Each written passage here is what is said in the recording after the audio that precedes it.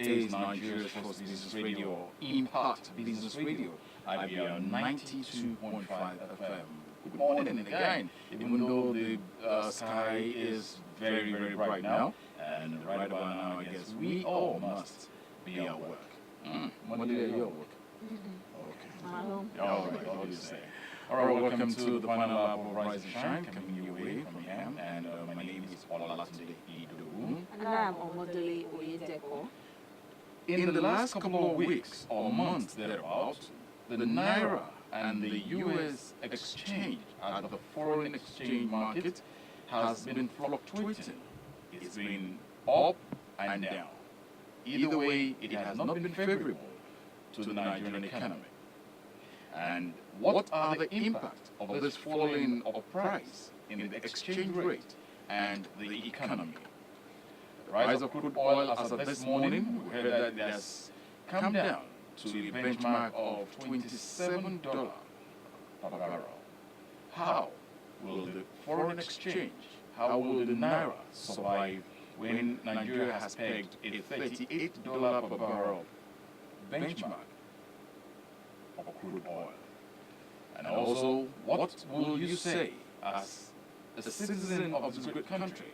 And what will you say as a government official, or those of you in governance? What will you say will be the way forward? This and much more is what we shall be discussing this morning on Impact Business Radio, IBR 92.5 FM, this great morning. And with us in the studio, a man.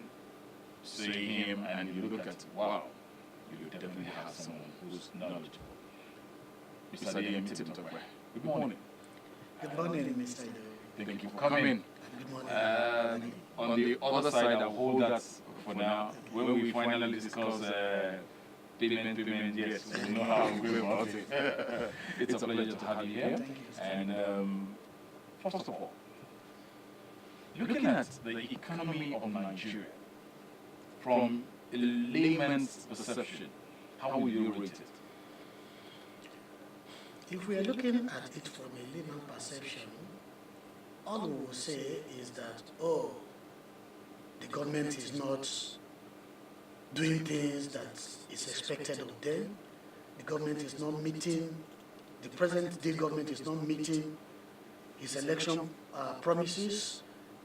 It is expected that at a point, the Naira will be exchanging at 1 Naira to $1 based on the promises, and as a layman say, no, things are not actually right in this country right now.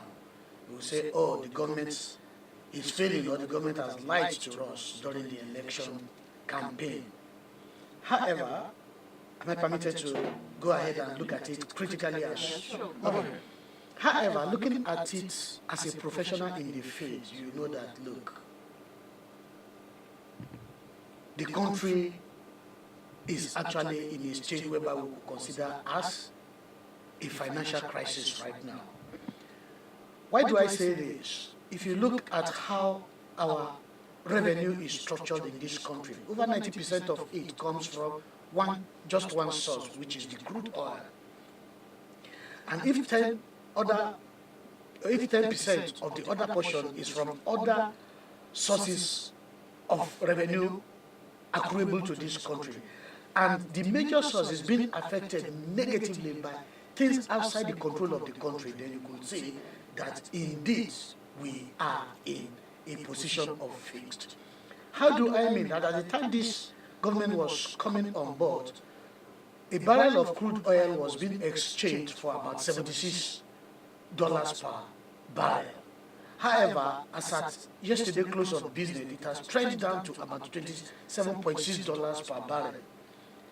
And if this is what the government was looking at as at the time they were actually making the election promises, and at the time they were looking at how Nigeria could actually generate its fund and actually spend this money in the economy, then we can now understand that indeed the means of earning of the country has dwindled so badly that we urgently need to look at alternative.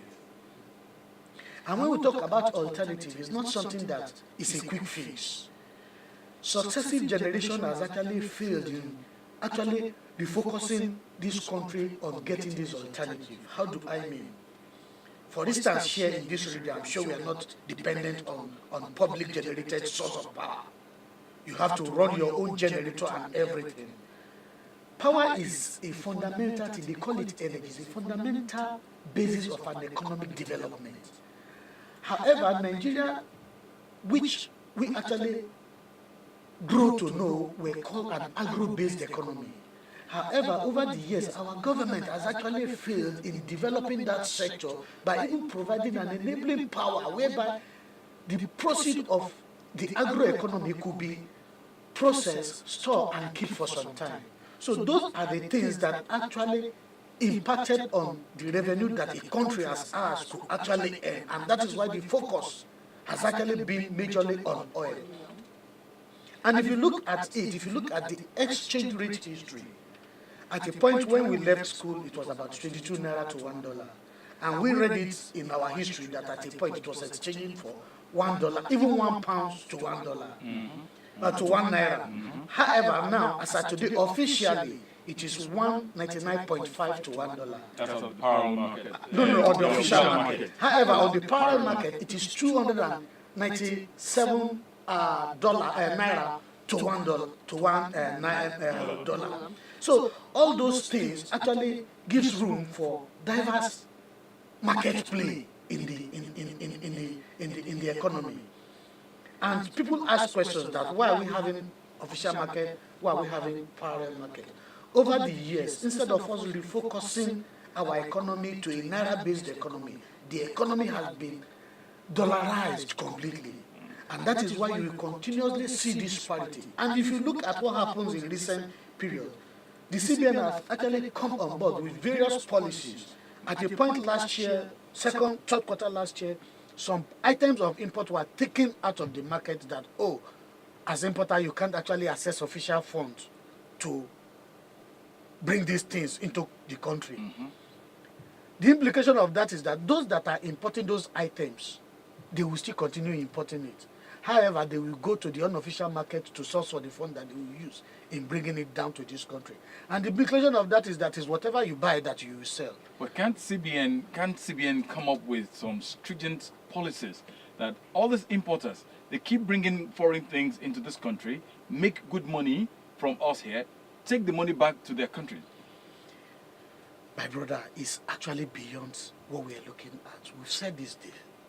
Now, for instance, as small as toothpick is, we are importing it. And if you look at it, if you ask those people, they will tell you that the cost of producing that toothpick, it's more expensive for them to produce it in this country than to bring it into the country, even at the parallel market rate. Why? Before you produce it, you need some equipment. You need power in all of these things. The cost of even buying generators or your power equipment, the cost of running it, the fueling, deleting, all those things aggregate into what actually build up costs. As a bank, we don't need to have to run generators, but virtually will you see any branch of a bank now that will not be running generators? All those things eats into the bottom line of what could actually have been revenue or will have been savings to those manufacturers, to people who will actually be doing the business in this country. So the focus is not just, this item of import, why are we not bringing it in? Why are we importing it? The basis for us to actually develop this country into an industrialized economy is very poor.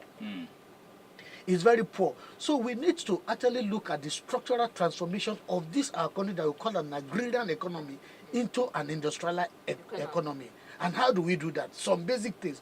I remember the immediate past CBN governor was saying that, instead of having 7-point agenda, having 16-point agenda, why not have 1-point agenda? Fixed power. And let's see how every other thing circled into it. All right, now, with the Naira's free fall against the dollar, do you think the CBN has the capacity to ensure stability of the Naira? If you talk about capacity comes from within. It's what you have. Presently, our reserve in terms of dollar reserve has fallen below the 30 billion mark. And the implication of that is that if CBN has actually allowed free importation, this will only last us for about 5 months importation. And how do you mean? We ask a question that, oh, as an importer, I'm bringing in my goods, I have my naira that I'm making available. What concerns CBN? CBN is the major provider of FX. By FX, I mean dollar, offshore. Yeah. Because the way this thing operates is this. As a customer, I have dollar that I pay into my domiciliary account here in Nigeria. I go to my bank, I say, transfer this money. It's my money, transfer it for me. The dollar cash is here. The transfer is somewhere offshore. So there is the liquidity of dollar, there is liquidity of telegraphic transfer offshore. It is that telegraphic transfer offshore that is being impacted by this dwindling fall in our earnings of foreign currency. So it's not available offshore, even though you have the liquid cash here in Nigeria. The FX to transfer offshore is not available. So that is where the challenge is. And that is where the CBN capacity to actually regularize this thing is limited. Because you can only give what you have. We were told in our elementary days law, you can't give what you don't have. As it is now, the government cannot actually, there is a limit to how they could defend the naira. By defending the naira is by keeping it constant, keeping it safe against the dollars. However, what CBN has actually done in its own capacity was some of the policies that actually led to the increase in the parallel market rate has been reversed. Like, as at Friday, they've actually liberalized the FS cash market. You can pay in dollar and ask your bank to help you transfer it. If you remember, as at that Friday, dollars was exchanging at a rate of 305, 306 to naira. However, because of this immediate reversal, it has actually trended down to about 297. But is that worth it? If they have to now that they have to use this means, allow dollars to be paid into DOM accounts, is it worth it? Is it something on a short run or on a long-term basis? I won't even call it short run. I will call it a cosmetic surgery. It's just something temporal to placate the situation. Because if you look at it, like I was discussing with some people in my office yesterday, it will get to a point, not too long, maybe before the end of this month, bankers will say, stop. Though you have this dollar deposit, we don't have liquidity to actually transfer it offshore. We don't have liquidity because anyhow you look at it, the major source is still the CBN, is still the Nigerian earnings that we receive from this oil. So basically we need to, as a country, what we need to look at is how to actually shift base. We are all talking about crude oil. However, there are some components of crude oil that, despite the dwindling revenue in crude, gas price has not fallen. And these are products of this crude. This gas in this country is, if not until very recently, maybe 2-3 years, we've been flaring all our gases. We've been flaring it, we've been wasting it in the air. So all these things, these are things that are conservable, that can be stored. So until we have leaders who are genuinely interested in developing us as a nation in this country, I tell people that in this country we are too blessed to be in this situation that we are. We are too, drive from Ibadan here to Ife, you will see palm trees growing naturally on their own without anybody cultivating it. These are things that other countries sweat to produce. I write in the history book that in the 70s, people came from Malaysia to pick the seed of our palm tree, our palm kernel in this country. Today, Malaysia is the largest importer of palm oil globally, whereas our own has died off. So those are the type of the things that we face as a country. So not until we are able to actually refocus the country and put a shift from oil to other sectors. While we were in school, we used to hear about granite pyramids. We used to hear about cocoa. We used to hear about palm oil. I doubt if those things will still be taught in school these days because they are no longer in existence. Amazing. Okay, now as it stands, it doesn't look realistic that the federal government can actually equate naira to dollar. Okay, so shouldn't we think about devaluing the naira, because now that we can't reach this $1 to 1 naira, shouldn't we think of devaluing our naira? What do you think? Devaluing the naira, if you look at it, what is the implication? Now, I have $1. I'm talking as a government now, as a Nigerian government. I have $1. My dollar, I can't spend dollar in my economy. The only thing I can spend is naira. Devaluing that dollar, today I said I'm exchanging that dollar at 199.5. If I say, okay, today I want to be exchanging at 300 naira to $1, that means that I will have more naira to spend as a government. Are we together? Yes, ma'am. Despite the fall in what I could earn, if I decide to do, I will have more money to. However, it has other implications other than just the purchasing power. Okay. Now, the government, among other things, has been trying to fight the inflation.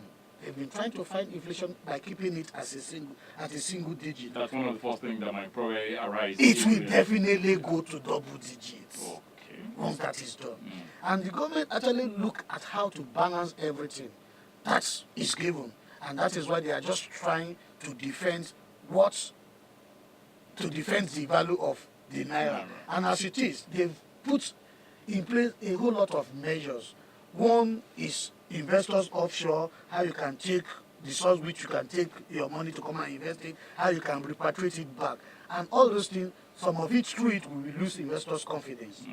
And that is in the meantime. In the long run, they will still look at it that Nigeria is a fertile ground through which they will invest, and they will find a means of coming back to invest in our securities. Now, looking at when the managing director of IMF, when she came to Nigeria, and she made a whole lot of met Mr. President and every other top government official, including the CBN governor. And one of the things she said then was the CBN should soften their policies. If they soften it, we're still looking at importers bringing in things and then getting away with it. Now, she's asked to soften these policies. Wouldn't there be a backfiring of all these things if CBN comes down quiet? Well, if you look at it, the parts that most nations have started in to allow for free trade, by putting some restrictions is actually introducing limiting factor. And the position of IMF is very clear. You don't need to actually hinder, you don't create barrier to trade. However, there was a statement by the IMF managing director. She said she hasn't come to sell alone. And I query that because I know of the truth that as an institution, what are you coming for? What advisory role are you coming to play? However, because of the way IMF loan has been treated over the years in this country, we see IMF as an evil coming. But to us in the financial sector, it is not like that. The IMF loan is one of the cheapest loans that you could actually access to bail you out. IMF loan will be granted to you at the rate of less than 2% or 2.5% maximum. And I doubt if there is anywhere you could actually have access to such facility. However, because of the insincerity of our leaders of the past, and even of the present, because you can't actually vouch for what you haven't seen, everybody is scared. We don't want to go back into the days of old whereby we are owing billions of dollars to IMF, to some financial institutions offshore. So that is why everybody is skeptical. However, IMF facility is one of the easiest tweak out of this present situation that we are in as a country. All right. Now, you said earlier on that we should divert and look for alternatives aside oil. But what policies or steps do you think can be taken to enable us explore other income generating avenues? Because now you said earlier on that people say it's easier for them to import than for them to actually produce. So what steps or what policies do you think we can have that can encourage people? Fundamentally in this country, we've heard about the past governments saying that they've spent so billions of dollars on power. The Halliburton deal is still fresh in our memory, but none of it, we cannot point to anything significant that has been stable about power. Take, for instance, let's just look at it. If we can assure ourselves that, oh, we will have constant electricity in this country, uninterrupted electricity, do you consider the numbers of micro companies that will sprout up that can actually do businesses on their own and survive? One, we need to actually fix the issue of power. Then two, Nigeria is an agro-based economy.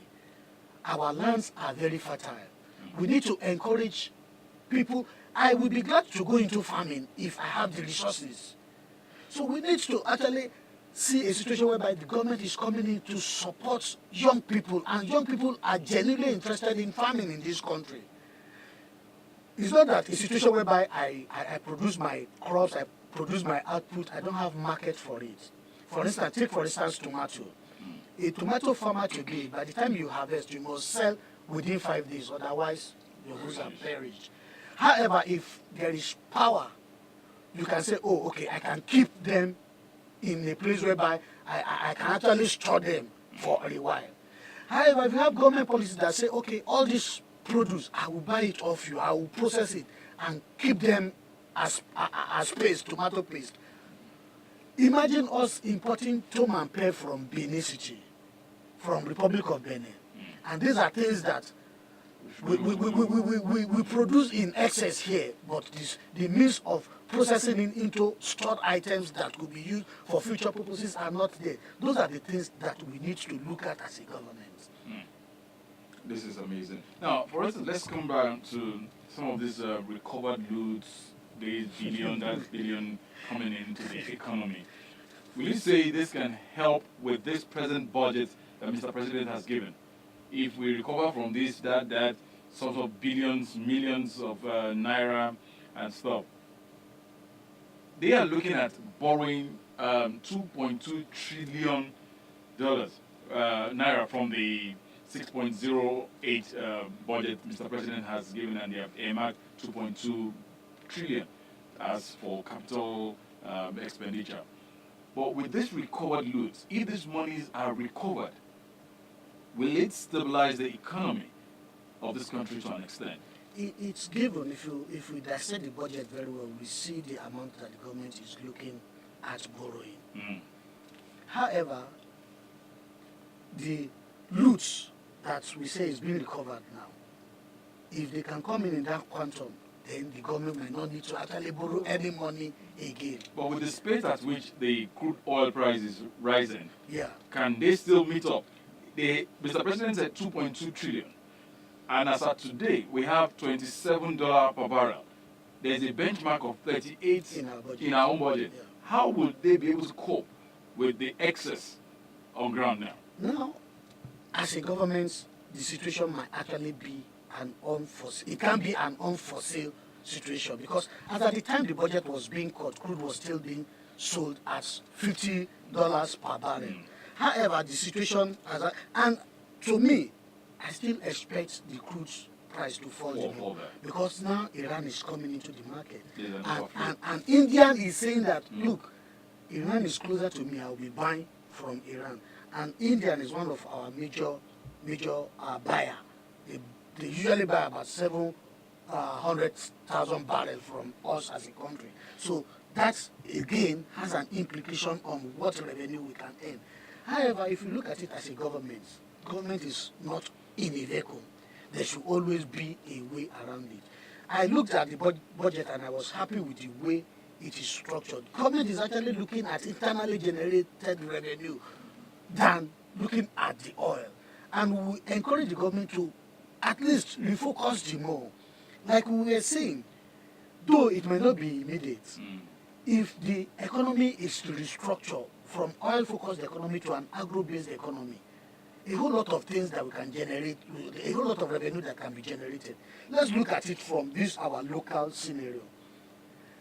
A whole lot of people are trading on the road without actually paying anything back to the government.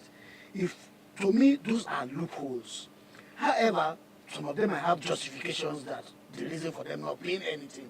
But we need to encourage ourselves to the extent that we can voluntarily remit what is due to government. If you look at it, what I put it to myself that what 170 million people, what the government has actually budgeted for, if we look at internally generated revenue, we could actually bring it out from ourselves rather than looking at the crude. However, people are not, the government, we don't trust our government. And it's a function of what we have been witnessing from the past. So it's a function of what we've been witnessing over time. And you can't blame anybody. You can't blame anybody. I pay tax, heavy tax in my organization. And you look at it, what are you getting back in return? Your road is not good. Nobody, the maintenance culture is poor.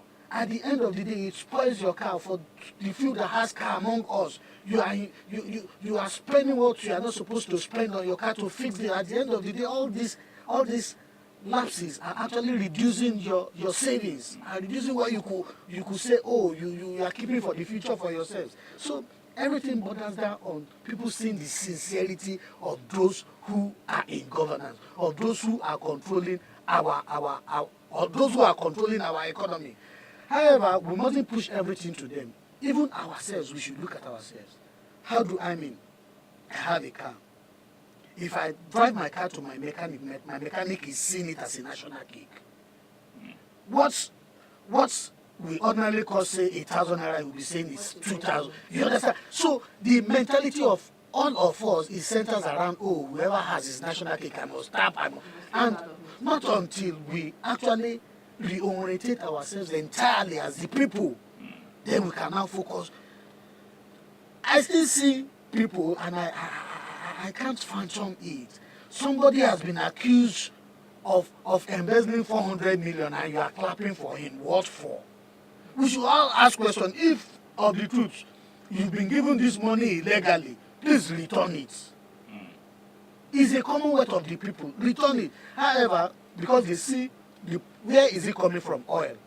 Where is it coming from? Loot. They see it as no man's money. Not until we begin to have responsibility, spirit of ownership to all these things, we will continue in this circle. Okay. So now, how do you see the current decision of the CBN not to provide forex for BDCs? I ask myself, the mentality that we have in this country is, because even the regulators see it as, oh, in Nigeria, I will explain something very quickly. We have three classes of currency. We have the naira, which we consider as the first currency.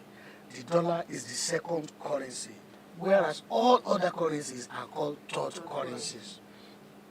Because we've encouraged import over the years, that is why we see that in Nigeria, you could actually be spending dollars on the roads.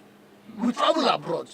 In UK, for instance, you can hardly, there are specific places you take dollar to that you can actually transact business. But we dollarize this economy to the extent that, look, we believe that, oh, dollar itself is becoming a legal tender in Nigeria. All those businesses, we shouldn't actually allow them to thrive in the first instance. Those are the killers of the economy. The BDC. The BDC. Not even BDC. People spending dollars within the economy.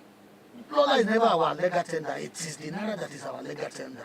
But the economy is so bastardized that legal is almost becoming illegal tender. We can exchange it. We can exchange it. You can give me a job and I will say, okay, I'm quoting in dollar, and we'll transfer the business. It's wrong. But now that the CBN has, okay, they're not selling dollars directly to BDCs now that they can source for their dollar anywhere. Is that policy, is it worth it to the economy of this country? Well, how we will define the words is the result it achieves in the near future. Because looking at it, like I said, most things are just cosmetics. It's trial and error, as I will put it. Because you see policy coming up today, in another 6 months, the policy is being reversed. So what happened is this. As in Nigeria, our currency is naira. Whatever the government can do, irrespective of how hard it will hurt us now, to ensure that what we spend in Nigeria is naira, it will pay us at the end of the day. If only we can be consistent and be focused on it. But Nigerians are not patient people. I think with time we will actually get there, because to me, with this government, I've seen some patience. Like some 2-3 months ago, the tone at which people were actually saying, oh, you haven't performed, you haven't delivered on these promises, has actually toned down a little bit. So I believe that. And what actually happened is transparency. When people begin to see the transparency in what you are doing, they will say, okay, let's relax, let's chill and see how this thing circle out. But, you know, which is still, it still boils down to this issue that I discussed earlier, the issue of taxation. If you are taxing me and I'm seeing what you are doing, go to America, go to UK, despite the heavy tax rate that the people pay voluntarily, you can't even dare not to pay. There is a system, there is data.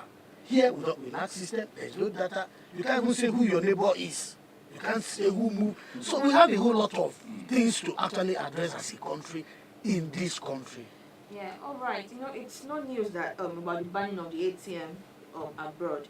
So what informed is it the fact that people use the cards for fraud reasons? And is that enough reason for them to actually stop the ban of the use of ATM abroad? No, the use of ATM abroad still borders down to what I explained earlier.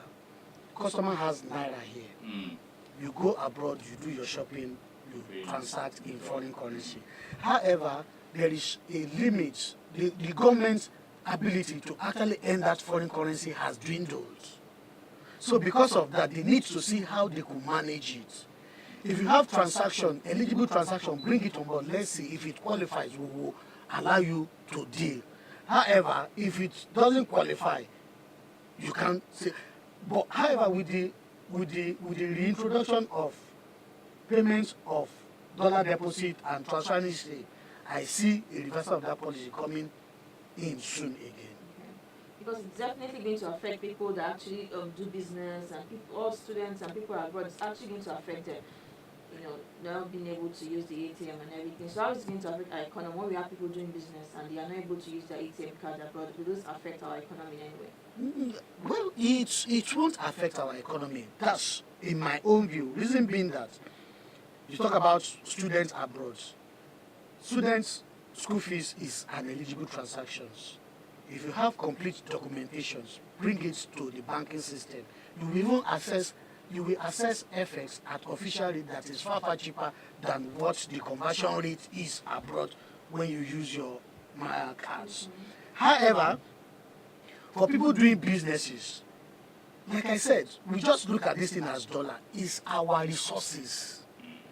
It's the product of our resources that has been sold that people are spending. So if you are spending it, let it be on eligible transaction that the government say, oh, we have needs for us to bring this thing into this country.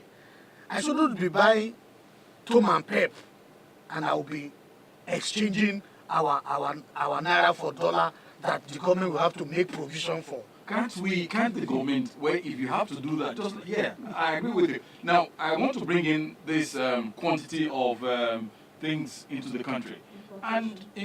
And we need to, okay, you give me this quantity, this oil from Nigeria will equal what you are bringing. Can we do this trade by barter thing in this country rather than, because before you know, you hear that they spent $20 billion on something that in the next 2 months it's outdated. Thank you. You know, we've heard instances whereby they said there was an agreement signed with the NNPC. We sell out this quantity of crude oil, you give us this refined product. But those are some of the things that are still hanging with the past administration. A whole lot of these things were resold, something that we should be given freely. That is what I'm saying about transparency. Let people know where we belong. Ordinarily, we don't have to actually say we are bringing in clear petroleum products into this country and we'll be selling it and we'll be subsidizing it. It is my product, take it, refine it, give me this quantity back that I will use for my people. You take this. Okay. That sorts it out. Whatever I have left, let it come in. However, because of the non-transparent side of it, a whole lot of things, we've heard about the subsidy scam. Buhari came at one point and he asked himself that, what are we subsidizing? They've told us today that the cost of refining 1 barrel of crude oil is $18. The price of 1 barrel is $27 as at yesterday. That means that we still have, if you're looking at it locally, we are still earning, we're still earning about $9 per barrel. So there is nothing to subsidize. Because if you refine that crude oil, and not forgetting that 1 barrel is equivalent of 1 drum. That's about 200 liters. Yes. So what are we subsidizing? Who is subsidizing who? When you have excess. When you have excess. When you have excess. Wow. All right. So now that we have seen the challenges that we face in this country, what is the way forward? You know, to some of us, I believe in God. Because having looked at it, we actually need to look at a force that is higher than all of us. Because humanly speaking, effort of human beings has failed us. So we need to pray. And I usually tell people that Nigeria, we are a praying country. Because if you look at it, how things happen in this country, and it peacefully, it will just go without us going into trouble. So I have the strong belief that, look, God is in Nigeria. So, however, as human beings, we need to actually put in some measures. We need to be genuine with our people. Let's look at it. It's sad, this country that we are into. You look at China, for instance. They built a 24-kilometer bridge within 1 year with less than the amount that we use in constructing a national stadium. You look at it, you now ask ourselves, what are we really doing in this country? You understand? If the sincerity is there and funds are judicially utilized, at the end of the day, we know that, look, indeed, we have opportunities for our life to be better than where we are currently. Well, in the next couple of months, your perception as a financial expert, if we have to look at the rate at which the dollar and the naira are both going head to head now, do you see the naira at least balancing to an extent with the dollar in another 1, 2, 3 months? That's in the parallel market. At the parallel market. It's tough. It's tough. Why do I say this? Because the fundamentals, nothing is looking like it's going to change within that period of time. There's not going to be power stability in Nigeria within 3 months. There's not going to be industrial development in Nigeria to the extent that it will cater for half of what we are importing in the next 3 months. There's not going to be reversal of oil price to the level that it will be able to cushion all these effects in the next 3 months. So if we look at it, things are not actually looking so good for us as a country. I mentioned the issue of Iran coming into the market. That will further strain what our earning will be as a country. And the way it is, they are not ready to cut the production of crude. And I ask myself, you don't have capacity to actually store this thing. Even our refineries, how many of them is producing at capacity? Even those ones that are skeletally producing have been shut down again because of vandals today. So a whole lot of things. So in the next 3 months, I don't see things reversing automatically. However, if we look at it with the team coming up, we can say, oh, let's look at 18 months' time. Let's look at how structurally this economy can be transformed.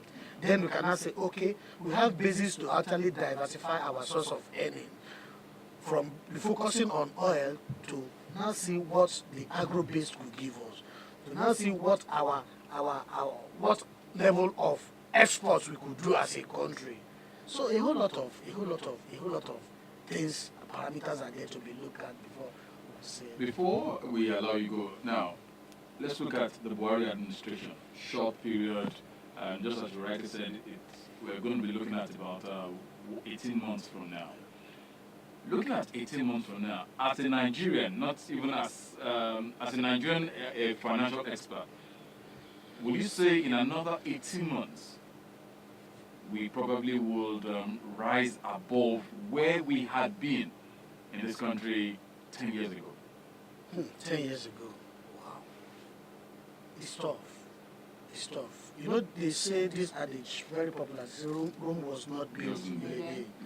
And before an item got to decay, it's not sudden, it's gradual.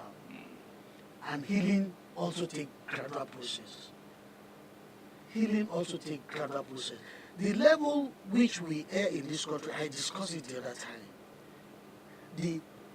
I don't want to use that word, but it kept coming. Corruption is endemic in our system. It's everywhere. It's everywhere. The little girl you are sending to buy you water outside is looking at how you are going to ask her to keep the change. Those are the things that were not there when we were growing up. You gladly do things. I doubt if anybody will want to actually contribute anything to this government without expecting one source of return or the other. That is the level which we are. So not until we need to actually start from the mind of the people. Not until our mind is disabused from the present state which we are, before we can now say, okay, let's look at the economy as a whole. So it's like I said, I believe in God. So it's something that we must actually look at a force that is beyond human to help us. It's not just, sincerely, I don't see this administration as a miracle worker. It's not going to happen like somebody waking up the dead. No, it's not going to happen like that. It will take time. And there must be sincerity of purpose before that time could be achieved. If there is no sincerity of purpose, we will continuously run in a circle. Amazing. We need God. We need to pray in Nigeria. You know you have a serious job to do. Prayers. Fasting starts today. All right, we have been speaking with Mr. Temitope Adeyemi, and it's been nice having you here, talking to us on the state of the economy from the financial perception right here. Thank you so much for coming. We don't know words can just really quantify how we had to bring you, and you are here this morning. On behalf of the Executive Chairman, Management and staff of Nigeria's first business radio, Impact Business Radio, IBR 92.5 FM. Once again, we say thank you for coming. Thank you so much, sir. Say a big thank you to you all out there for being with us. And it's really a great pleasure to have been here since 5 a.m. My name is Olatunde Idowu. To all the transmission team, Eniola Olauye, Felix Oguduran, Dayo Balogun, everybody, Rafiat Bimbola Salami. I say thank you for being there.